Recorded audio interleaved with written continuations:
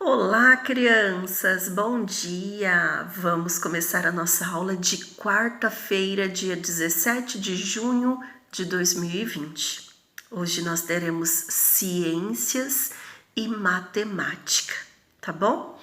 Lá em ciências, nós temos a 91, a 92 e a 93. Nossa, professora, quantas páginas! Sim, amores. Lá na 91 e 92, somente leitura. A professora vai lendo com vocês, vai explicando. E a 93, atividades, tá bom? Vamos lá, começando com a 91. Leitura lá em cima. Eu quero que vocês me acompanhem com o dedinho. Sim, alguns papais e mamães reclamando que vocês estão com preguiça de ler. E não pode ter nem preguiça de ler, nem preguiça de escrever. Não podemos, tá bom? Ainda mais neste momento que eu não estou aí do lado para ficar cobrando o tempo todo. É preciso ler, tá bom, amores? Vamos acompanhar com a Pro. A turma da Lupinha aproveitou o dia lindo de sol para se divertir com as sombras produzidas pelo movimento do corpo. Alguém de vocês já brincou de sombra? Ou de andar e observar a sua sombra no chão, ou então na parede? Olha lá a minha sombra, ó, na lousa, a sombra da mão. Então, nós vamos continuar aprendendo um pouquinho mais sobre as sombras, ok? Então, observem nesta imagem, crianças, a posição que o sol está. O sol está atrás das crianças. Onde a sombra está sendo reproduzida? Na frente, ó. O sol está batendo atrás e a sombra está vindo na frente. Porque a sombra, ela é formada quando há o bloqueio da luz. Não tem como a luz passar, então eu produzo a sombra. Entenderam? Ó, o sol está aqui, ó, na cabecinha das crianças. Olhem na imagem. O corpinho das crianças, ele faz o bloqueio da luz do sol. Então, o que que produz? A sombra. Vamos lá. E assim se formou a sombra. As sombras são fenômenos criados a partir do bloqueio parcial da luz. As fontes de luz podem ser naturais, produzidas principalmente pelo sol, ou artificiais, produzidas pelas lâmpadas, por exemplo. Crianças, eu estou aqui dentro da minha casa gravando para vocês e eu tenho uma luz artificial, que é da lâmpada. Então, é possível produzir sombra? Sim. Olhem aqui, ó. Eu consigo produzir. Estão vendo atrás da minha mão? A sombra da minha mão? Está sendo produzida a partir de uma luz artificial, que é a luz aqui da minha lâmpada, aqui no meu quarto, tá? Que eu faço os vídeos. Vamos continuar. Quando o sol está no nascente, as sombras são longas e se projetam em direção ao poente. Então, quando o sol está nascendo, o que acontece? As sombras ficam longas, por quê? Ele está nascendo, né?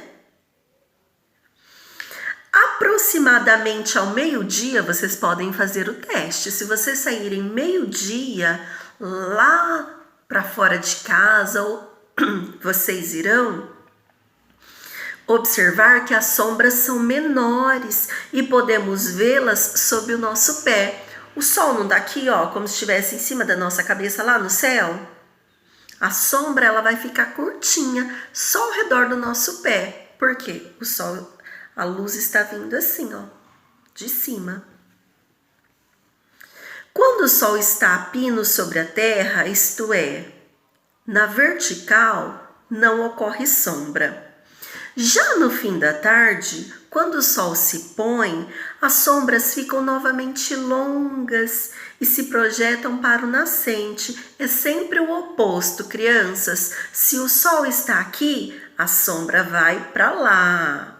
Se o sol está aqui, a sombra vai para cá, tá bom? É sempre ao contrário que a sombra vai. Por isso, é possível calcular a passagem do tempo durante o dia. À noite, as sombras também podem ser produzidas como o resultado do reflexo do sol na lua ou como também por meio de quaisquer objetos artificiais. Sabe quando a gente faz sombra nas paredes para brincar com as crianças? Normalmente isso ocorre à noite, né? Vamos lá, continuando. Nós temos aqui a menininha. A posição que a menininha está é a mesma que vocês. À frente, o norte, do lado direito é o leste, que é o nascer do sol. Do lado esquerdo é o oeste, que é o pôr do sol. Então, onde o sol nasce e onde o sol se põe, tá bom? Depois que nós já lemos a 91, nós vamos para a 92. Observe a sombra produzida pelo sol ao longo do dia em cada imagem. Nós temos, crianças, parece que é uma praia, né? Tem guarda-sol e tudo. Pela manhã, onde o sol nasce, olhem a sombra do guarda-sol. Ao meio-dia, onde o sol está, observem a sombra do guarda-sol. E à tarde, como o sol está e como está a sombra do guarda-sol. Observem a diferença, crianças. As sombras podem ser mais curtas, mais compridas ou quase não aparecer, de acordo com a posição do sol no céu. Olhem aqui, crianças, duas imagens.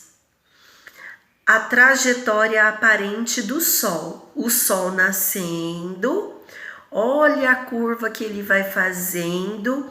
Aqui nós temos uma seta pontilhada, onde ele vai se pôr.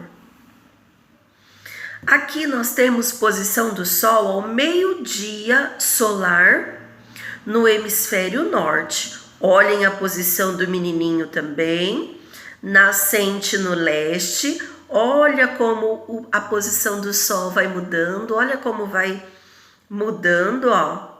E o poente, que é o oeste. Isso tudo, crianças, a influência, isso tudo é o movimento que a Terra faz, que nós iremos ver um pouquinho mais para frente. Porque na realidade, crianças, não é o sol que se move.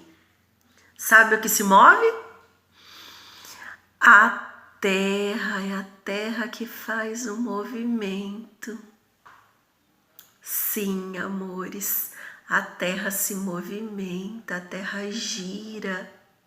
Mas isso é para uma outra aula, tá bom? Então, o Sol, ele fica paradinho lá no céu. O que se movimenta? A Terra, tá bom? Agora nós vamos para a atividade de hoje. Diálogo com texto. Data lá em cima, por favor, 17/6/2020. Qual a importância do Sol para a manutenção da vida no planeta Terra? Registre suas ideias por meio de desenho. Eu já expliquei isso.